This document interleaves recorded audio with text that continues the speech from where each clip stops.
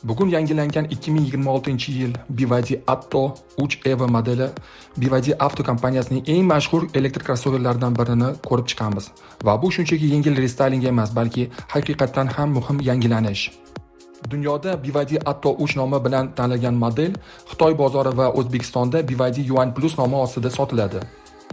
Bu ikki xil mashina emas, bu bitta crossover. Bir xil kuzov, bir xil texnik baza, bir xil platforma. BYD e-platforma 3. Faqat bir naming, global bozor Atto 3 bo'lsa, Xitoy va O'zbekiston bozorida Yuan Plus. Bu avtomobil sanoatida oddiy holat. Brendlar turli bozorlar uchun model nomlarini marketing sabablariga ko'ra o'zgartiradi. Texnik jihatdan esa bu aynan bir xil elektromobil. 2026-yilda BYD e'tiborni kosmetikaga emas, balki kundalik hayotda muhim bo'lgan jihatlarga qaratdi. Ko'proq quvvat, kattaroq batareya, tezroq quvvat olish va yurish zaxirasining oshganligi kompaniya tomonidan ushbu segmentdagi analoglarni xarid qilmoqchi bo'lganlarning fikrlarini qayta ko'rib chiqishni mo'ljallagan. Shunday bo'lsa ham amalda bu o'zgarishlar nimani anglatishini birma-bir ko'rib chiqamiz. Birinchidan, dinamika. Atto 3 EVO sezilarli darajada chaqonroq bo'ldi. Yangilangan kuch qurilmasi tezlanishni yanada shiddatli qiladi. Ayniqsa shahar sharoitida quvib o'tishda, qator almashtirishda, svetofordan start olishda mashina o'zini yengilroq va tezroq javob beradigan qilib his qildiradi. Bu esa rul ortida ishonchni oshiradi. Ikkinchidan, batareya va samaradorlik. Yangilangan Blade Battery BYDning o'ziga xos texnologiyasi yanada samarali ishlaydi.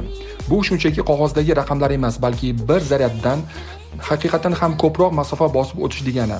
Shahar uchun zaryadga kamroq kirish, trassa uchun uzoq safarlarda kamroq stress. Bundan tashqari, tezlashtirilgan quvvatlash kutish vaqtini qisqartiradi. Bu esa tez-tez uzoq masofaga yuradiganlar uchun muhim.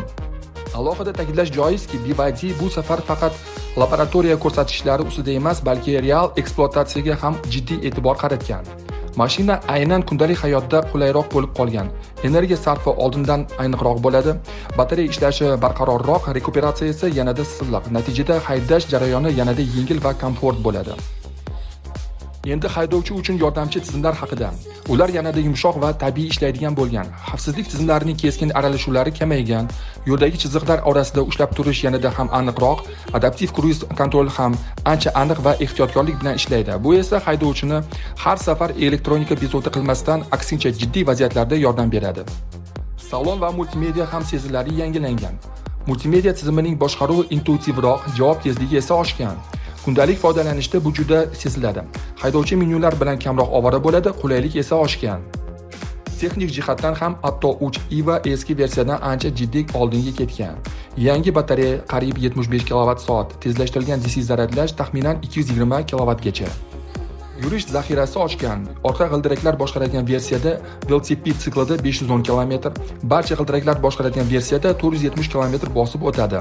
Yuqori versiyada 2 motorli tizim quvvati deyarli 450 ot kuchiga yetadi.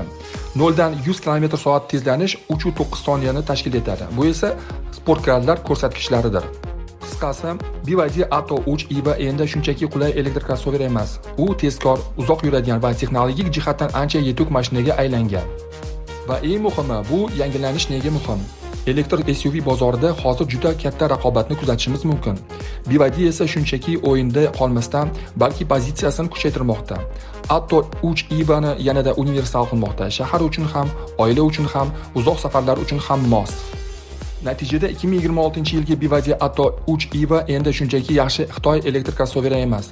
Narx, texnologiya, amaliyot va komfort uyg'unligi ushbu modelni raqobatdagi jiddiy ishtirokchiga aylantirdi. Leapmotor 720 km yurish masofasiga ega 3 motorli to'liq g'ildiraklardan tortish tizimi va 1280 TOFS hisoblash quvvatiga ega D19 flagman SUV modelini taqdim etdi. U Onvo L90 va Li Auto L9 bilan $42,000 narx segmentiga raqobatlashishni maqsad qilgan. Uzoq vaqt davomida Li Autoning yarim narxlarining varianti deb atalgan Leapmotor endi Li Auto bozoriga kirib borishni sinab ko'rmoqda.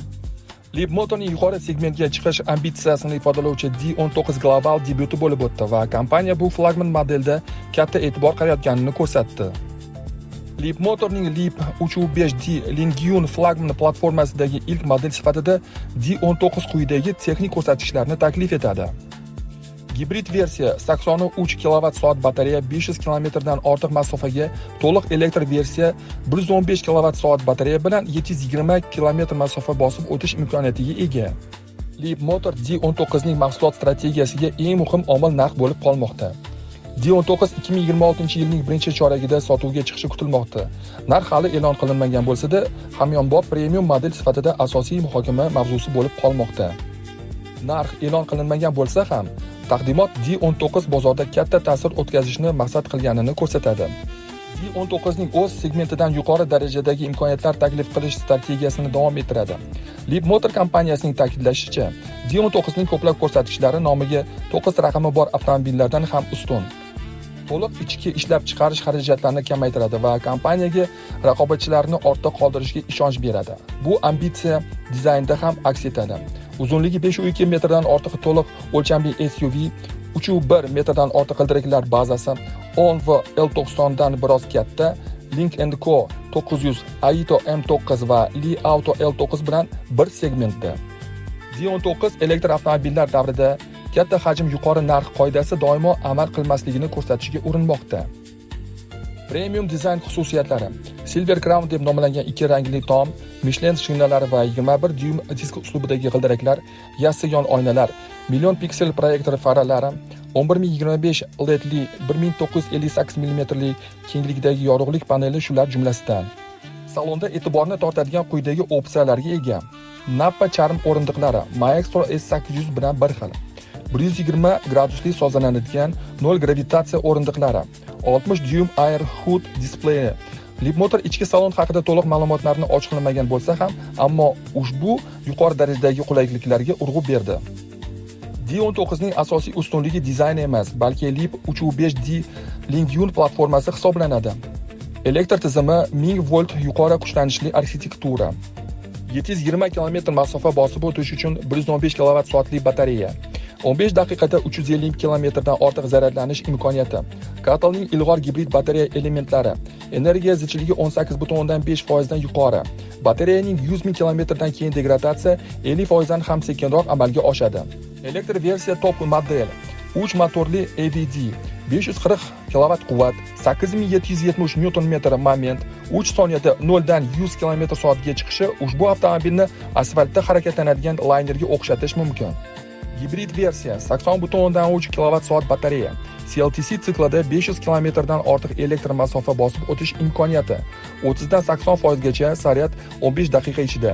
40 litr yonilg'i baki, 400 kW tizim quvvati, 0 dan 100 km/soatgacha tezlanish 4 soniya vaqtni egallaydi. D19 shunchaki yangi model emas. U Leapmotor brendining obro'sini oshirish strategiyasining markazida turadi.